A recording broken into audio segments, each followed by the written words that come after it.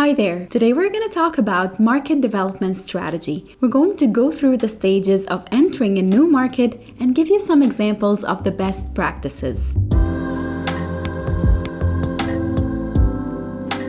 Market development strategy is a growth strategy that identifies and develops new market segments for existing products or services. This strategy is one of the 4 primary growth strategies. The other growth strategies are market penetration, product development, and diversification. The primary goal of a market development strategy is to expand the customer base, leading to increased sales and revenues without requiring the development of new products. Expanding to a new market is not an easy process, and it usually involves significant resources and effort. That's why, when a company decides to expand to a new market, specific steps need to be taken to ensure that the expansion runs smoothly and with minimal risk. So let's go through these stages together. The first stage is the market research and analysis. The process starts with in-depth market research to identify new potential market segments. Research aims to understand the demographics, the psychographics,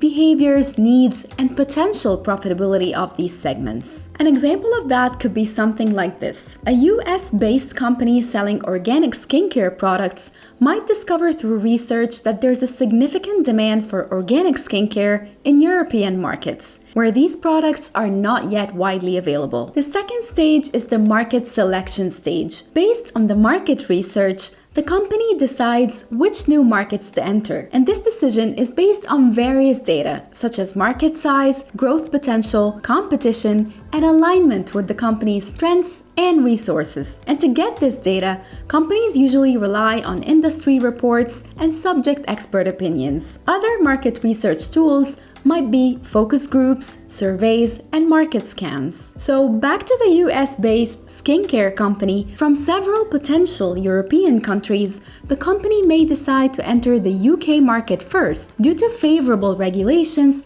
and high consumer interest in organic products. The third stage is the positioning and segmentation. In the selected new market, the company needs to identify how it will position its products. This might involve segmenting the market into smaller, more focused niches. So within the UK market, the skincare company might focus on health-conscious women aged 25 to 40 as its initial target segment. The choice of segment is dependent on its size and the profitability too. Stage number 4 is the adaptation and localization, and this is one of the most important stages. Often, when you enter a new market, it requires adapting the product or the marketing strategy to meet local needs, preferences, and regulations. Therefore, the US skincare company might need to reformulate its products to meet European regulations and might also adjust its branding to appeal more to European sensibilities. Stage number 5 is the pricing strategy. Setting a pricing strategy that is competitive and suitable for the new market is crucial. It should take into account local economic conditions,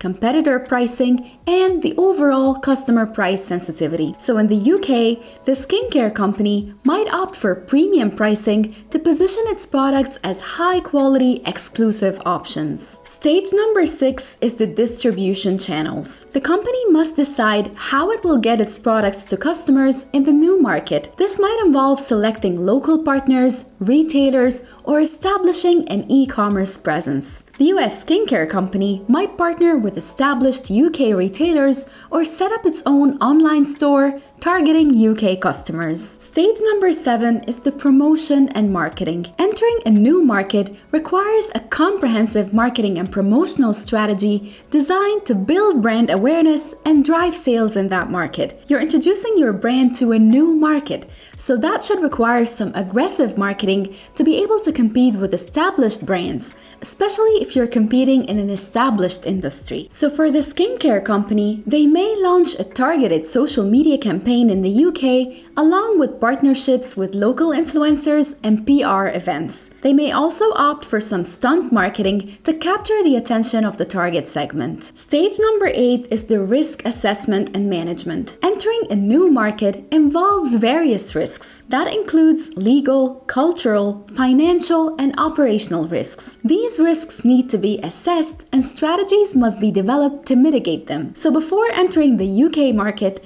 the skincare company might need to assess regulatory risks and devise a strategy to manage potential changes in trade regulations between the US and the UK. Stage number 9 is the monitoring and evaluation. Of course, after entering the new market, it's important to continually monitor performance and adjust the strategy as needed based on data and feedback. The skincare company will need to monitor the sales volume, customer acquisition costs, and customer satisfaction scores, and they would adjust their approach based on monthly reviews of these KPIs. And finally, the last stage is scaling. If the entry into the new market proves successful, the company will typically look to scale its efforts, potentially expanding further within that market or using similar strategies to enter additional new markets. So for the US skincare company, after finding success in the UK market, the skincare company might leverage its learnings and infrastructure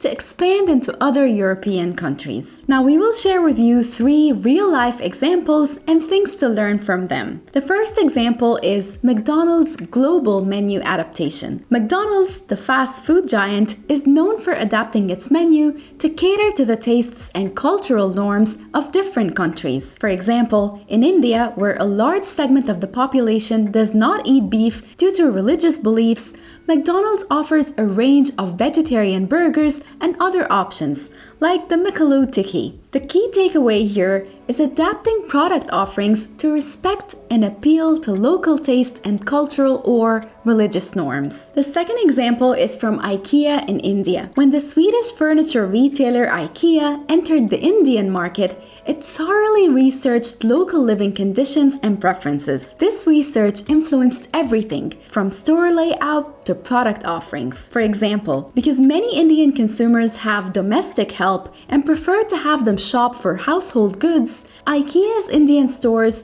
include a separate shopping section for domestic staff. IKEA also adapted its products to local needs, such as offering mattresses with a coconut fiber center, which is familiar and comfortable to Indian consumers. The highlight here is deep market research and extensive localization of product offerings and store experience. The third example is from Spotify's expansion to the Middle East and Africa. Spotify, the music streaming service based in Sweden, expanded into the Middle East and Africa by offering a vast catalog of local music, playlists curated by local experts, and the option to pay via local payment methods. They also adjusted pricing to match local income levels. And the key takeaway here is localizing content and payment options and adjusting pricing to align with local economic conditions. Now, thank you very much for watching this video. We hope that you now have a better understanding of a market development strategy. But if you have any further questions, we're happy to help you. Just drop us a comment and we'll get back to you.